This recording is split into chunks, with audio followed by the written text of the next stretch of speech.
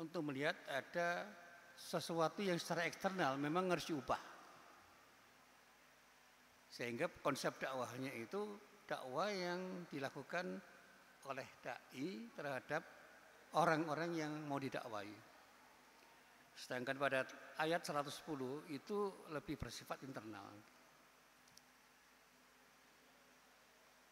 Saya masih teringat pada kuliahnya Pak Kutuwijo waktu itu, ketika kita melihat keluar itu kadang-kadang lebih jelas daripada harus melihat ke dalam.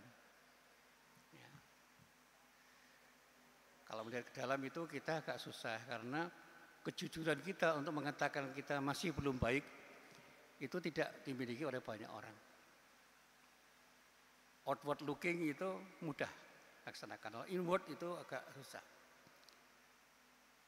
Apalagi ketika kita harus melakukan muhasabah yang terkait dengan kekurangan-kekurangan kita yang ketika orang tahu kita merasa malu.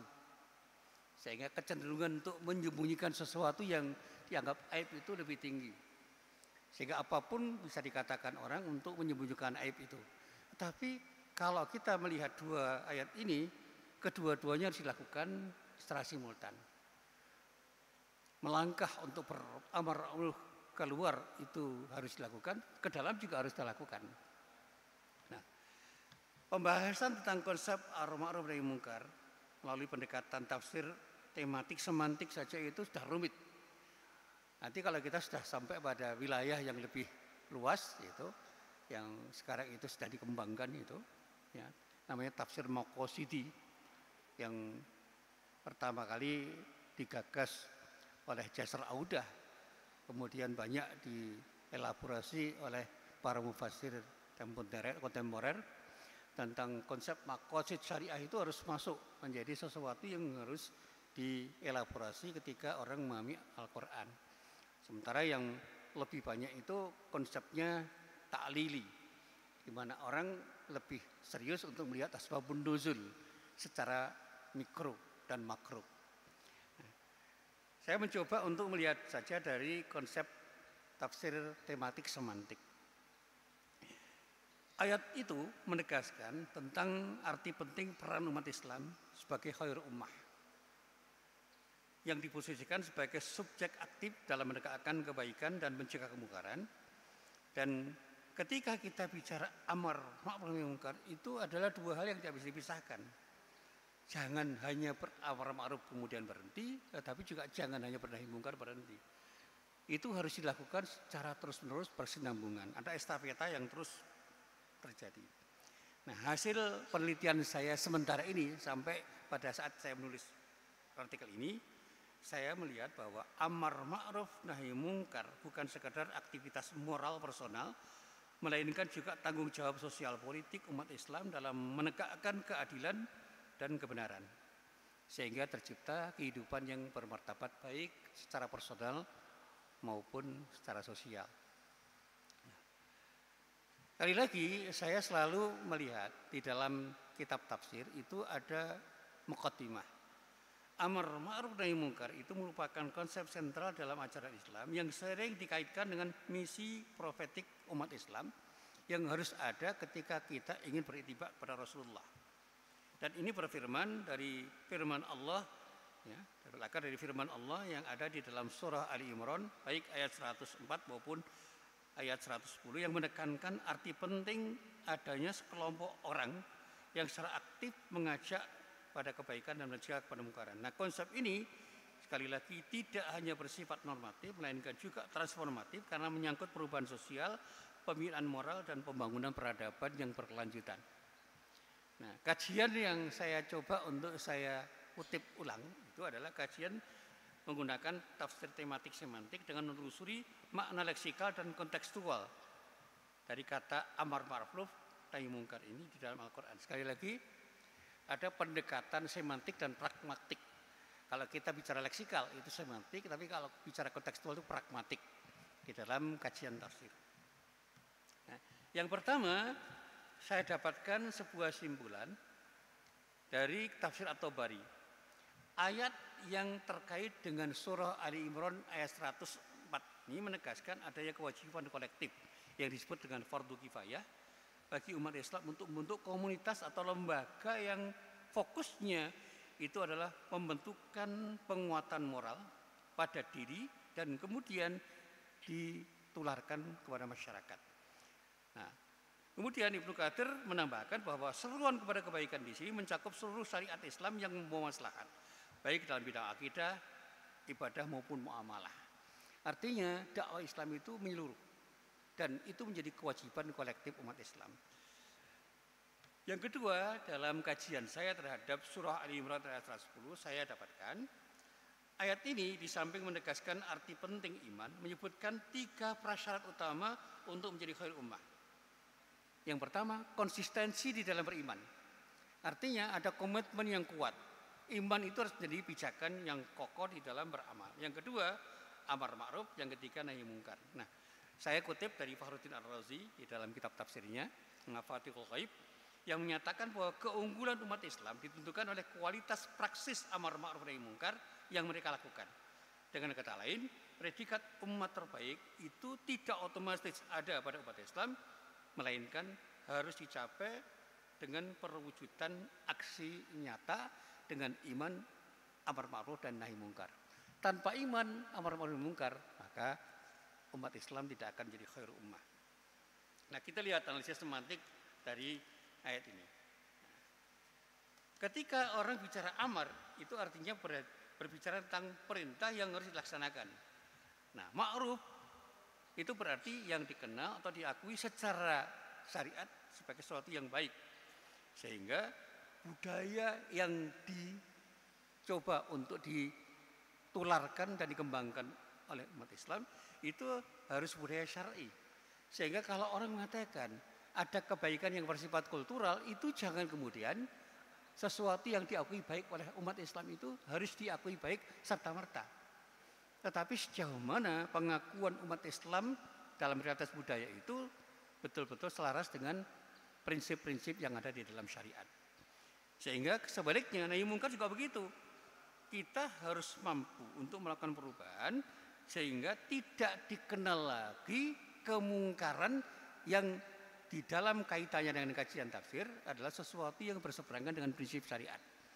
Sehingga budaya kita yang justru mengarah pada penyimpangan terhadap syariat itu harus kita sikapi dengan kata tidak. Dan kita tidak boleh mendukung. Kita jangan mengatakan karena ini sudah menjadi bagian dari budaya lalu kita biarkan atau bahkan kita dukung.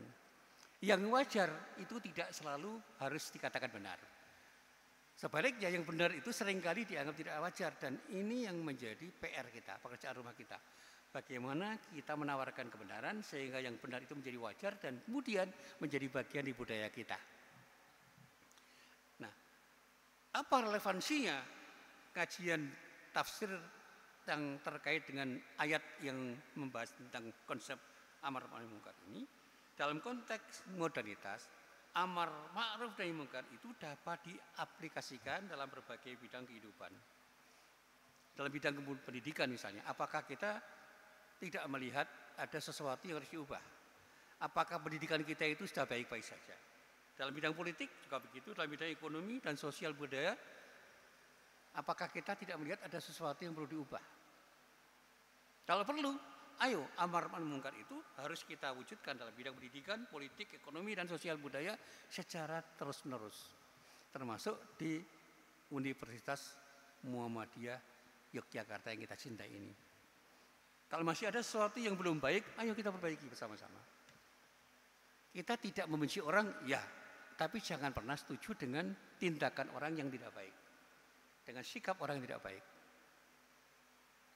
Berat, ya, saya masih terngiang dengan sebuah diskusi di sebuah podcast yang mengatakan kalau Anda jadi residivis, jangan pernah Anda berbicara kebaikan karena pasti orang tidak akan percaya. Nah, saya tidak ingin mengutip kata siapapun. Orang dipandang tidak baik atau jahat oleh banyak orang itu tidak otomatis pasti dia tidak baik. Karena bukan tidak mungkin orang yang baik itu dipandang orang banyak menjadi orang yang tidak baik karena persimpangan, perlawanan atau menjadi ancaman bagi orang-orang yang tidak baik yang sedang berkuasa. Nah, sejarah membuktikan. Misalnya kalau kita bicara Musa, Nabi Musa, bagaimana dia itu dicari-cari untuk dibunuh oleh Fir'aun. Apakah karena dia dicari oleh rezim Fir'aun, kita harus mengatakan Musa itu orang tidak baik? Ibrahim dibenci Namrud, bahkan dibakar. Dan para nabi juga begitu, para rasul juga begitu. Rasulullah Muhammad SAW pun itu ditarget untuk menjadi orang yang harus dicelakai oleh kaum kafir Quraisy. Apakah kita harus mengatakan Rasulullah itu orang tidak baik? Termasuk para pelanjutnya. Saya pernah membaca tentang sejarah hidup Buya Hamka. 2 buku saya baca. Buya Hamka itu orang yang pernah dipenjara oleh rejim Soekarno. Tapi apakah dia membenci Soekarno? Tidak. Dia tidak ingin membenci orang. Bahkan ketika Bung Karno meninggal, dia datang untuk menyolatkan jenazahnya. Bagaimana orang yang pernah dizalimi oleh orang lain, dia datang dengan ketulusan hati untuk menyolatkan jenazah orang yang dianggap pernah menzalimi oleh banyak orang. Ini Buya Hamka. Dan ketika saya membaca sejarah para ulama, baik Imam Ahmad bin Hambal, Imam Malik bin Anas, Imam Syafi'i, Imam Hanafi, Abu Hanifah, Ibnu Taimiyah, kemudian ulama-ulama yang lain, itu banyak sekali mereka itu dipersekusi oleh banyak orang dan bahkan ada proses kriminalisasi yang sangat masif. Apakah mereka orang-orang jelek? Tidak. Mereka menjadi ancaman bagi rezim yang berkuasa pada waktu itu. Bahkan Imam Syafi'i itu dipenjara hanya karena pendapatnya berbeda dengan rezim yang sedang berkuasa pada waktu itu. Apakah Imam Syafi'i itu kemudian kita anggap sebagai orang jahat? Kan tentu saja tidak. Dia orang baik, tetapi dia berada di tengah-tengah orang yang tidak suka dengan orang seperti beliau. Nah, sekarang ini apakah orang yang dianggap tidak baik oleh orang banyak termasuk penguasa itu kita anggap sebagai orang jelek? Ya jangan kemudian buru-buru mengatakan begitu. Meskipun jangan kemudian sebaliknya harus kita anggap baik. Kita lihat secara jernih. Jangan-jangan mereka yang tersingkir dari disingkirkan itu adalah orang-orang yang memang menjadi ancaman bagi orang-orang yang tidak baik. Karena apa? Dia punya sikap konsisten untuk beramar nahi mungkar. Ini Pak Sigit kok ketawa. Ya. Saya tidak ingin bercerita tentang diri saya ya. Saya punya pengalaman pribadi tetapi tidak perlu saya ceritakan di sini. Bagaimana beramar nahi mungkar itu tidak ringan. Gitu. Saya tidak akan cerita banyak di forum publik seperti ini. Tapi kalau nanti cerita-cerita pribadi itu bisa banyak. Saya cerita tentang bagaimana ya, sejarah hidup saya itu ternyata begitu saya mencoba untuk beramar nahi mungkar itu tidak ringan risikonya. Tidak apa-apa. Itu konsekuensi dari sebuah perjuangan yang ketika saya rujuk dari buku-buku sejarah saya bisa belajar. Bagaimana sebuah perjuangan itu memang perjuangan dan bahkan kemarin yang saya kutip dan kemudian saya masukkan ke Facebook yang netral-netral saja tuh, Nelson Mandela yang ternyata direspon orang banyak. Nelson Mandela kan 27 tahun di penjara, tapi dia kemudian bangkit dari orang yang berhasil meskipun dia itu dianggap gagal oleh banyak orang sebelum dia itu berhasil menjadikan dirinya sebagai pemimpin yang hebat di negaranya. Bahkan keluarganya saja bercerai. Dia kan dengan istrinya Winnie Mandela bercerai. Tetapi bukan berarti dengan bercerai dengan istrinya itu kemudian dia harus dianggap orang gagal selamanya. Dia tunjukkan bahwa dia bisa berhasil dengan perjuangan yang hebat karena setelah dia keluar dari penjara selama 27 tahun dia bangkit menjadi orang hebat. Ya. Tapi ada yang komentar gini, Pak ini kan orang kafir Pak. Nah, kita tidak melihat statusnya. Kita lihat substansinya bahwa dia seorang pejuang. Bahwa dia bukan muslim, ya. Tapi orang Islam yang statusnya Islam ada juga yang tidak baik. Yang tidak baik-baik saja juga ada karena Islamnya cuma status. Nah, kesimpulan penting dari apa yang sempat saya baca ini saya coba untuk saya katakan di sini. Konsep amar nahi mungkar sebagaimana ditegaskan dalam surah Ali Imran ayat 104 dan 110 merupakan salah satu pilar utama dalam pembentukan masyarakat Islam yang ideal seperti yang digagas oleh Muhammadiyah.